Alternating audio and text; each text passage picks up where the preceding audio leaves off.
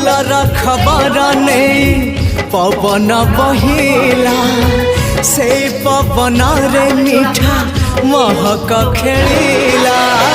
फेरी फेरी गला श्रावण ଯେତିକି ନେଲେ ସେଇ ଅନୁଯାୟୀ ଖୁଆଇବୁ ସେପଟେ ସେଇ ଅନୁଯାୟୀ ଖୁଆ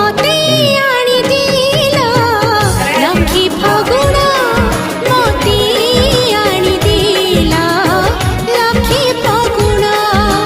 मते